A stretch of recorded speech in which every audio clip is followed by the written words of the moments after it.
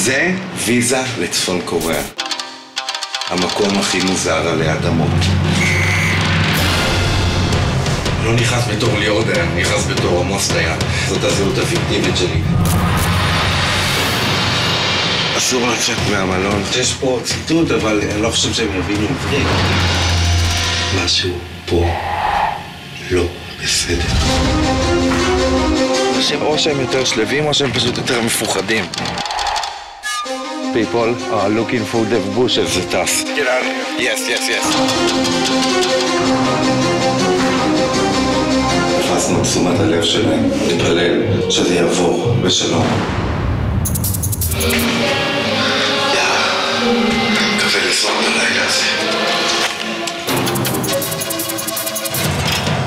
ליאור דיין, חוצה גבולות, סדרה חדשה, בקרוב בערוץ 20.